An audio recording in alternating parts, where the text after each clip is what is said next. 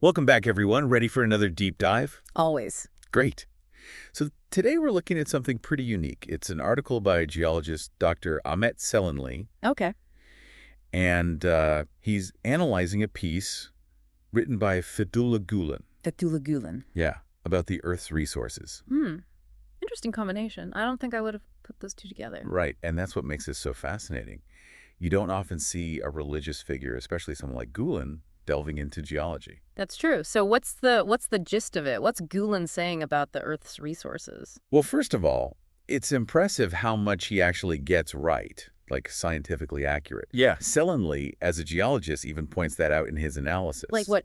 Give me an example. Okay, so Gülen categorizes things like gold, silver, uranium, all as minerals. Right.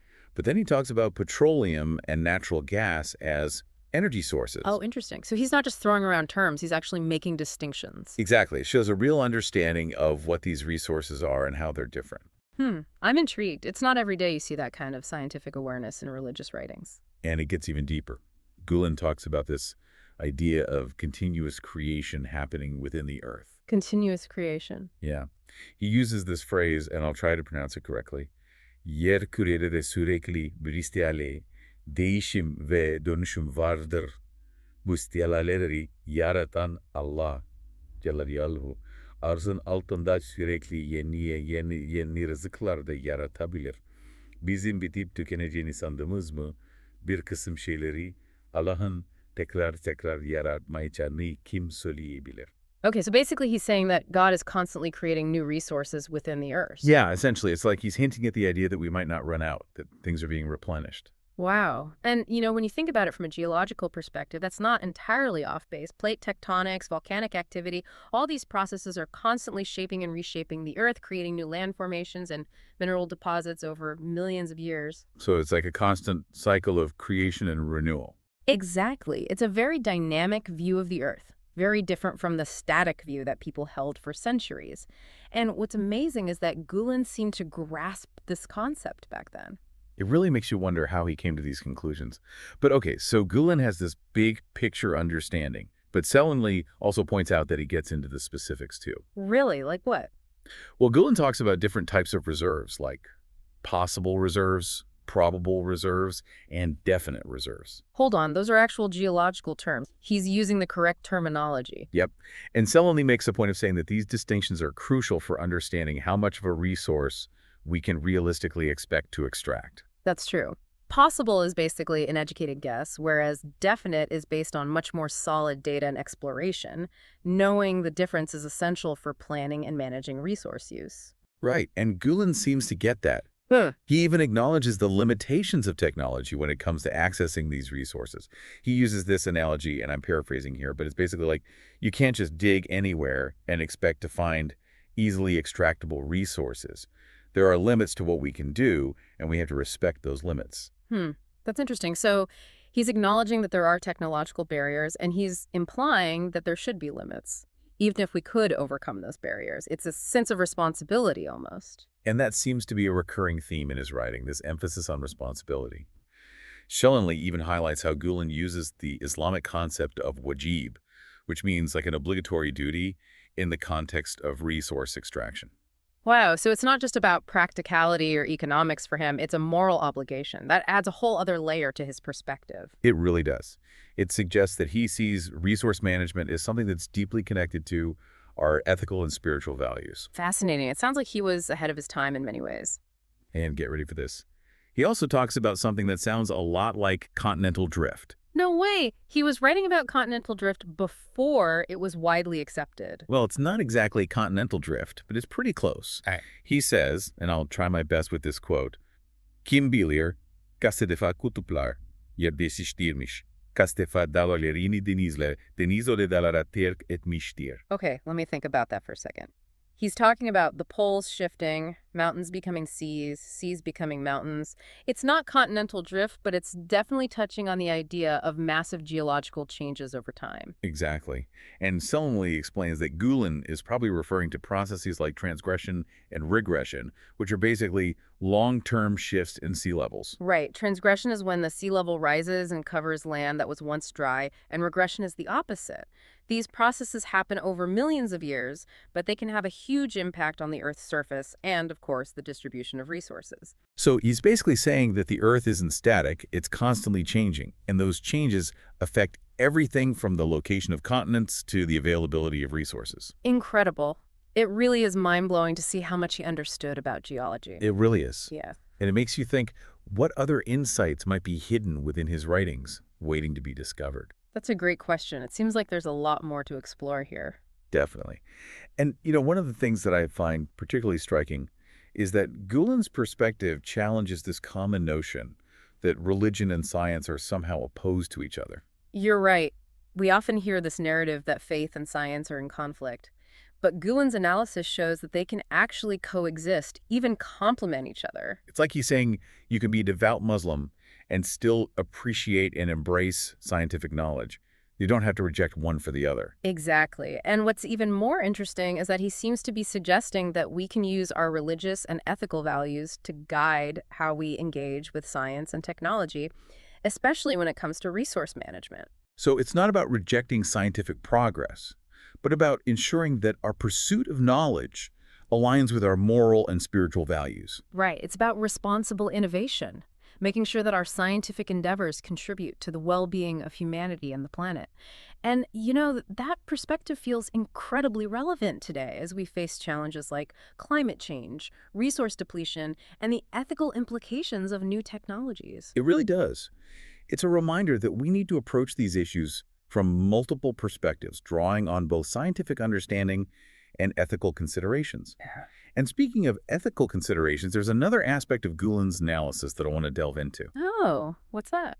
Well, Sellenly points out that Gülen doesn't just focus on the environmental impacts of resource extraction. He also seems to be concerned about the social and economic consequences. Right, that makes sense.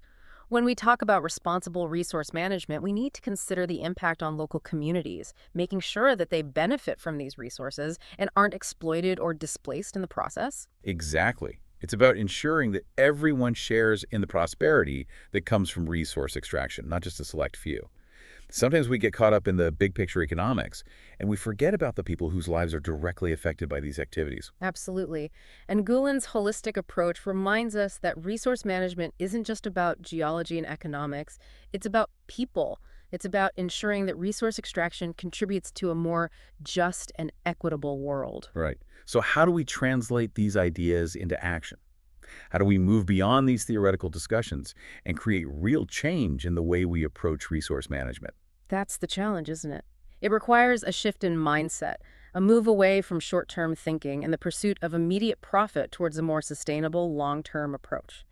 We need to recognize that the Earth's resources are finite and that our actions today have consequences for future generations. It's about understanding that true prosperity comes from living in harmony with the earth, not just taking from it without regard for the consequences. And it also requires us to confront the systemic issues that contribute to resource depletion and environmental degradation. We need to look at things like unsustainable consumption patterns, unequal distribution of wealth, and the prioritization of short-term profits over long-term sustainability. These are complex issues, but we can't afford to ignore them. It's a big task, but Gülen's analysis reminds us that we have the capacity to think differently about our relationship with the earth and its resources. We can draw on both scientific knowledge and ethical frameworks to guide our decisions and actions. And perhaps his unique perspective can inspire us to find creative solutions that bridge the gap between science, religion, and ethics, ultimately leading us towards a more sustainable and just future. So as we wrap up this deep dive into Gülen's writings, we're left with a lot to think about. He's challenged us to consider the interconnectedness of geology, faith, and human responsibility. He's shown us that a deep respect for the earth and its resources can be found in unexpected places, urging us to seek out diverse perspectives and integrate them into our understanding of the world. And he's reminded us that we all have a role to play in ensuring a sustainable future. A future where resource management is driven by both scientific understanding and a deep sense of ethical responsibility. Thank you for joining us on this deep dive. We hope it sparked your curiosity and inspired you to think more deeply about our relationship with the planet and the resources that sustain us. And it all comes back to that idea of responsibility, right? It's not just about understanding the science, it's about how we use that knowledge. Absolutely. And that's where Gülen's emphasis on ethics and morality comes in. Remember that concept of wajib we were talking about? Yeah, the obligatory duty. He seems to be saying that we have a moral obligation to manage resources responsibly. Exactly.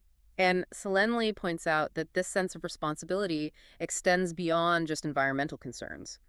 Gülen also seems to be worried about the social and economic impact of resource extraction. So it's not just about protecting the environment, it's about protecting people too. Right. It's about making sure that resource extraction benefits everyone, not just a select few. He's concerned about the potential for exploitation, for communities being displaced, for wealth being concentrated in the hands of a small elite. It's like he's advocating for a more just and equitable approach to resource management. Exactly. And that's a perspective that's often missing from these discussions. We tend to focus on the technical aspects, the economics, the environmental impacts. But Gülen is reminding us that there's a human dimension to all of this. And that human dimension is crucial, right? Because ultimately it's about people. It's about creating a world where everyone has access to the resources they need to thrive. Precisely. And that requires us to think beyond just profits and efficiency. We need to consider the social and ethical implications of our actions. So how do we do that? How do we move from these theoretical discussions to actual change? Yeah. How do we create a system of resource management that is both sustainable and just? Well, that's the million-dollar question, isn't it? It's going to require a fundamental shift in mindset, a move away from short-term thinking and the pursuit of immediate gain towards a more holistic, long-term approach. It's about recognizing that we're all interconnected, that our actions have consequences for others, both now and in the future. And it's about understanding that true prosperity isn't just about material wealth. It's about creating a world where everyone has the opportunity to live a dignified and fulfilling life. So where do we go from here? What are some concrete steps we can take to move towards a more sustainable and just approach to resource management? Well, I think one of the first steps is to acknowledge the complexity of the issue. There's no easy fix, no one-size-fits-all solution. It's going to require a multifaceted approach that addresses the environmental, social, and economic dimensions of the problem. We need to be willing to challenge the status quo, to question the assumptions that underpin our current system. And we need to be open to new ideas, to exploring different ways of thinking about our relationship with the Earth and its resources. Gülen's analysis, for example, offers a unique perspective that challenges some of our conventional wisdom about the role of religion in these discussions. Exactly. He shows us that faith and science aren't necessarily at odds with each other. In fact, they can actually complement and enrich one another. And perhaps that's one of the key takeaways from this deep dive.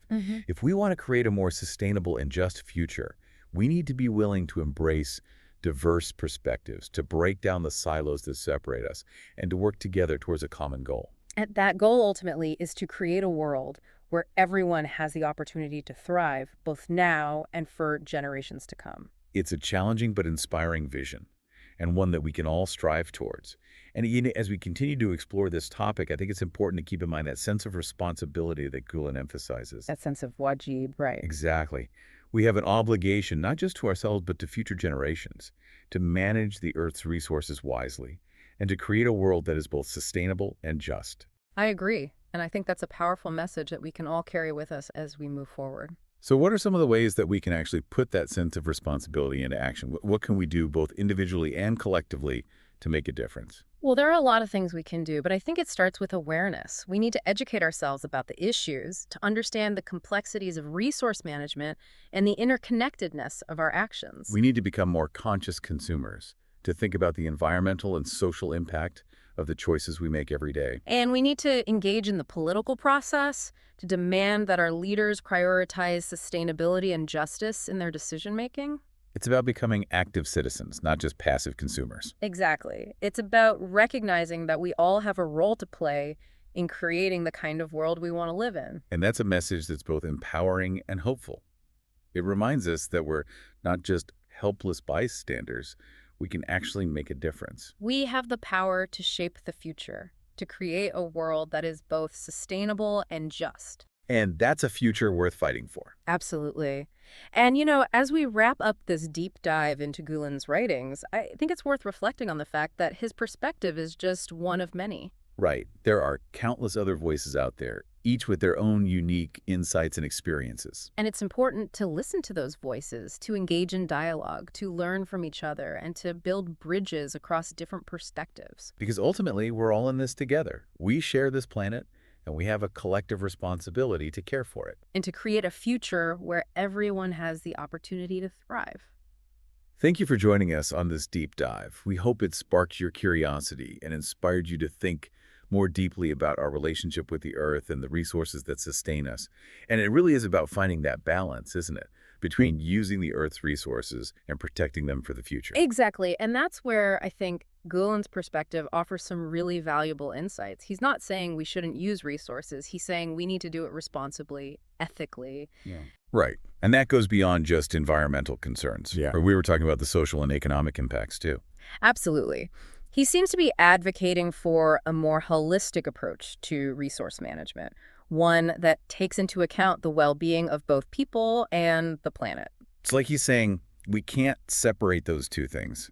We can't just focus on profits or efficiency without considering the human cost. Exactly. And that's a message that I think resonates really strongly today, especially as we face these global challenges of climate change, inequality, resource depletion. We need to find a way to create a system that works for everyone, not just a select few. So how do we do that? How do we actually put these ideas into practice? Well, it's not going to be easy. It's going to require a lot of hard work, a lot of collaboration, a lot of willingness to challenge the status quo. But I think it starts with recognizing that we're all interconnected, that our actions have consequences, not just for ourselves, but for others and for future generations. It's about shifting our mindset from me to we. Exactly. And it's about understanding that true prosperity isn't just about material wealth. It's about creating a world where everyone has the opportunity to live a dignified and fulfilling life. So what can we do? As individuals, as communities, as a global society, what are some concrete steps we can take to move towards a more sustainable and just future? Well, I think education is key. We need to educate ourselves about the issues, to understand the complexities of resource management, the challenges we're facing, the potential solutions. We need to become more conscious consumers, to think about where our products come from, how they're made, what their impact is on the environment and on people. And we need to engage in the political process, to hold our leaders accountable, to demand that they prioritize sustainability and justice in their decision-making. It's about becoming active citizens, not just passive consumers. Exactly. It's about recognizing that we all have a role to play in shaping the future. And that, I think, is a message that Gülen's analysis really drives home. He reminds us that we have a responsibility, an obligation to care for the Earth and for each other. And that's a powerful message, a message that I think we can all take to heart. It's a message that gives me hope, because it reminds us that we're not powerless. We can make a difference. We can create a better future. A future where everyone has the opportunity to thrive. Well said. Thank you for joining us for this deep dive into the writings of Fethullah Gülen. It's been a fascinating journey. It really has. And we hope it's given you some food for thought, some inspiration to explore these ideas further and to find your own ways to contribute to a more sustainable and just world. Thanks for listening, everyone. We'll see you next time.